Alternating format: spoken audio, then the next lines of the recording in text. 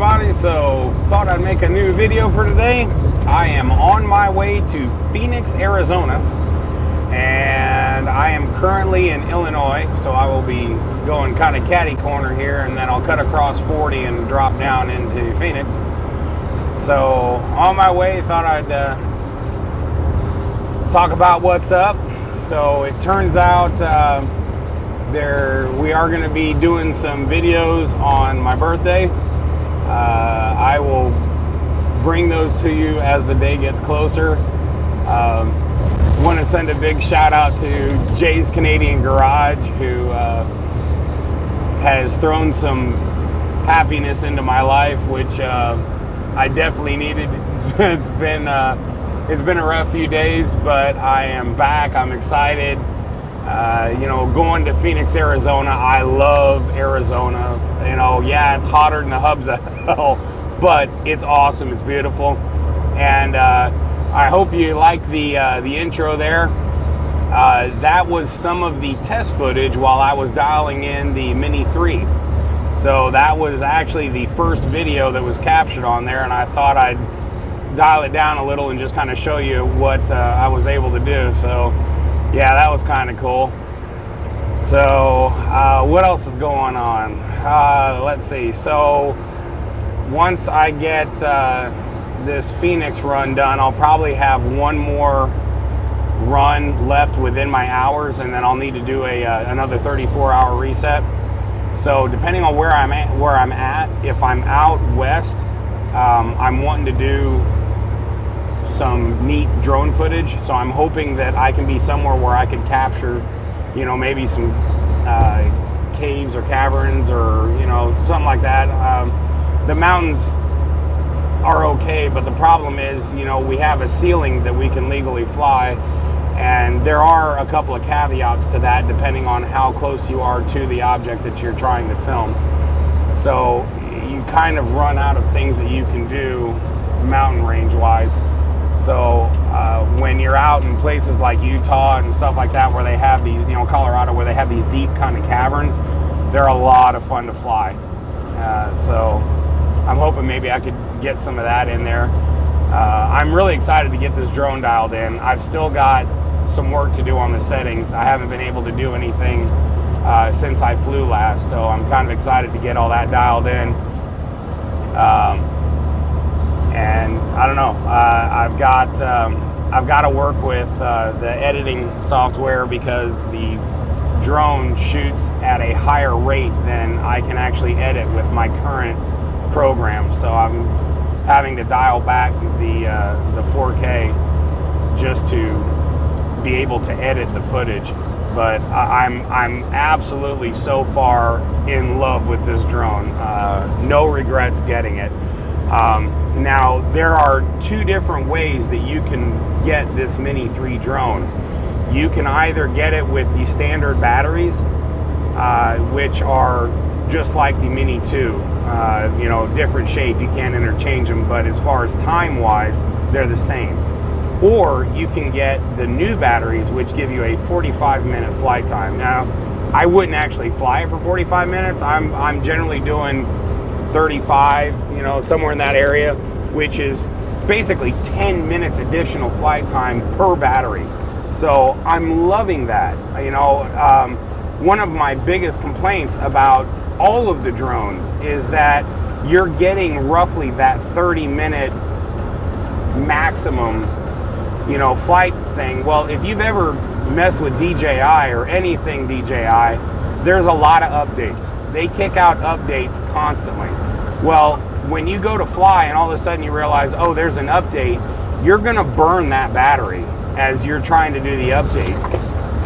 And so by the time the update's done, you've either got to, one, just fly for a very short time, or two, trash the whole battery and recharge it and use another battery to do your flight, because you've already burnt through most of the battery just doing the update. Well, with these, by the time you're done with the update, you've still got a good sized battery to fly around, and that's really awesome. That's the first time I've ever had an option like that, to where I can deal with the updates and still have plenty of battery left to go fly after I'm done. So I'm loving that. I've got 3 of them, and more than likely I'll probably get a few more later on. I really like this drone, so I didn't want to get, when I first got it, I didn't want to get more than, you know, the 3 just in case. You know, I thought, well, you know, you never know what's going to happen as you get something new. It may be great, it may suck, but, you know, you kind of want to wait to get a lot of extras until you've had some time to, you know, dial it in and see whether or not this is something you want to keep. So I'm definitely keeping this drone. Another thing I think I want to get is, if you have seen the Mavic 2, the Mavic Mini 2, it came with a bag, okay, that you can put your drone and controller and all that in, and it was great. It fits and everything's good. But because of the way this remote is built and it's bigger, you have to put it in sideways, and I'm not really a big fan of the way that the case holds this particular drone. And so I think I'm going to go ahead and get the airtight, you know, real nice laser cut hard case for this particular drone. I found several that have been put on Amazon and online. There's one of them that is laser cut to hold your 3 batteries in the charger, but then it also has 3 additional slots, so you could hold up to 6 batteries in this one case on top of your extras and, you know, extra props and things like that. So I really like that case. I think I'm going to end up going with that case. Also, many people have talked about the fact of how flat the bottom of this drone is. So when you set it down, there is literally no gap between the drone and the ground. And so I've been hand launching it and catching it for flight. Well, for my Mini 2, I have sets of skis that attach to the bottom of it to give it that distance, and they've made the same thing for the Mini 3, so I'm going to get a set of those for the Mini 3 as well. I definitely don't like how, you know, you're right on the ground. Another thing is I want to go ahead and get the flashers, the beacons, so that I don't really do much night flying. I don't really care to do night flying. I don't really have a lot of scenarios where that would come in handy. But there have been a couple of circumstances where I would like to capture a few shots, just, you know, city, you know, like coming into a city or something, where I think it would be a really neat shot. But I want to have those beacon lights so that I'm legal and everything's conformed. So I'll probably end up getting those. But so yeah, my drone is probably the biggest exciter marker, and of course my birthday is gonna now be a fun event, so I'm looking forward to that. I don't know, other than that, I guess that's about everything here for today. I'm hoping that once I get down to Phoenix, if I've got enough time, I don't really right now know time-wise when I'll get there, because by the time Monday rolls around, I should have about 350 to 400 miles left. So I'm not real sure time-wise when I'm going to get there, but I would like to try to see if I could get some flight time in and get the rest of these settings dealt with. So I'm hoping for that. But I'm sorry, got people flying around here. They're trying to do 900 mile an hour on a 40 mile an hour ramp. 1.5 miles. Keep left to So, 55 south. But I am currently in St. Louis. I'm getting ready to go through St. Louis. I was looking at the arch a minute ago. There it is. So I'll show you that real quick. Let's flip you around. Heads up, there's a lot of bug crap.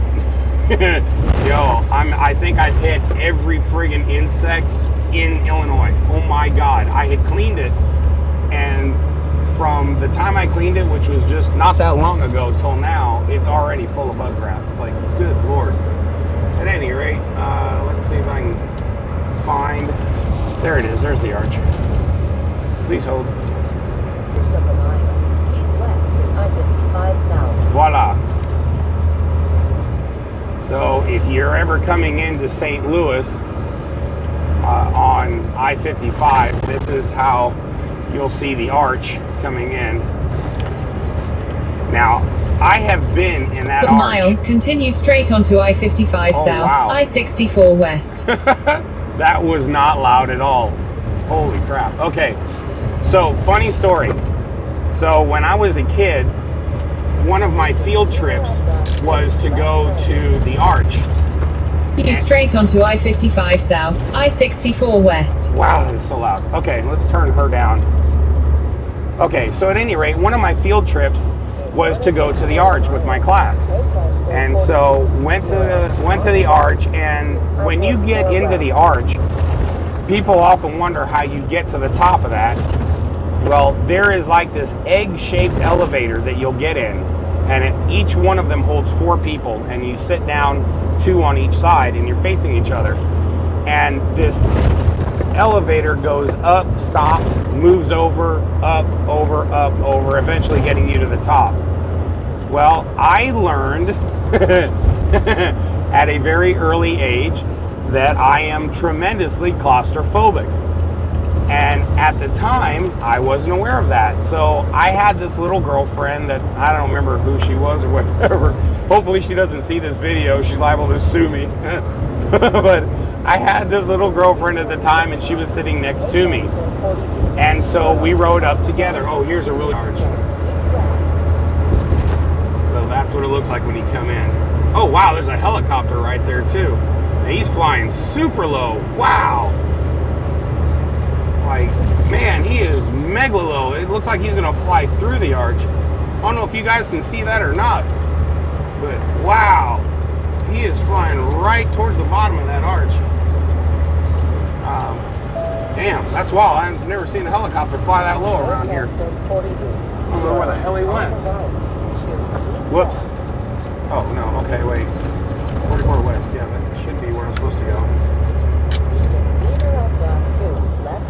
Okay, so at any rate, So at any rate, she's sitting next to me and I'm sitting next to her, and we're all good. And then the door closes and this thing starts moving.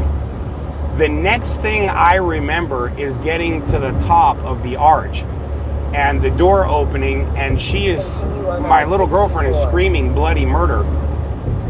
I had squeezed her hand so tightly, I think I may have actually fractured one of her metatarsals or metacarpals, going through the top of the hand there. But the entire ride up, I never heard anything. The 2 kids that were sitting across from me, they were apparently screaming whatever. I just freaked out. So yeah, I wound up having, it took quite a few people to convince me I've got to get down from this thing, and I couldn't do the stairs. So I went by myself in one of the little elevators down to the bottom, squeezing onto a little mini pillow.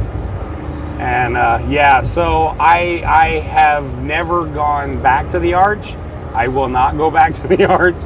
I will drive past the arch, but I am not getting in that tight bastard. So, and it was tight as a kid. I can't even imagine as a grown man doing it. Oh my God, forget about it. So yeah, that was my story of the arch. I would never do that again. Yeah, I don't dig tight spaces, and that is a little bitty egg that you are packed into. I don't even like planes because I feel like I'm in a bullet, like I'm gunpowder in a bullet, and I'm just waiting for the thing to go poof. So yeah, I don't even dig airplanes.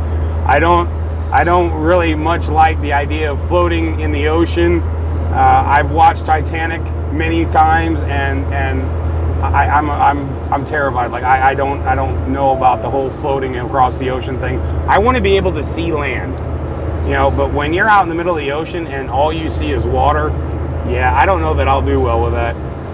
So I haven't been on a cruise, but that's because of choice. I do not think I would enjoy that. So yeah, no cruises for me. So I enjoy driving and doing that. So, there's so much here to see, and, eventually I'll end up doing it where I'm not in a truck and, stopping at a lot more places than I normally do. But yeah, I like being in a vehicle. So I know eventually, like I want to go to the UK There's a gentleman that's on the channel and has told me that if I go up there, he'll have me drive trucks in the UK, and I want to do that. So I'm gonna eventually have to get on a plane and fly. I just figure I'm gonna make sure there's somebody with me that can wake me up from the Valium that I'm gonna take before we take off. So yeah, I know it's something I have to do, but yeah, so there's that. But so at any rate, I just figured I'd make a quick video and show you guys the first footage that I got off that drone. It's pretty cool. I'm looking forward to being able to fly different situations and capture some really cool video. So at any rate, I guess that's about all I got for today. I will keep driving, and if I come across any other cool shit, I'll tack it onto this video. But for now, I guess I'll close it out and see what happens next. So talk to y'all after a bit. Bye.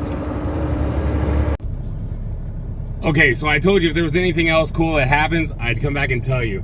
So we stopped at this Flying J so that I could fuel and take a break and go ahead and run out the rest of my day. So I take Misty out, and she runs around and does her business, yada, yada, yada, normal. And after a while, it's really hot out here. So I was like, okay, I've had enough. You could tell she was tired. She'd been running. So I was like, let's go back to the truck. So we go back to the truck, and the normal routine is we get to the truck, and either she jumps up on my arm, I pick her up and put her in, or she'll kind of put her paws on the first step, I pick her up and throw her in that way. So same thing, no matter what, you know, however she decides she wants to get in, that's how we go with it. So I open up the door, she puts her paws on there, I go to reach down to grab her, and she jumps up onto the second step and jumps in the truck on her own. I almost shit my pants. I start screaming like, holy shit, that was amazing. I got other truckers looking at me like I'm losing my mind. I didn't know what to do. I was absolutely floored. I could not believe, from a standing position, not even running, just standing, she decided, no, shit, hold my beer, I got this. And in the truck she went. Oh my God. So I had to share, because that was just the most astounding thing of my whole day. So yeah, I had to throw that in here. So we'll see what the hell else happens. Bye.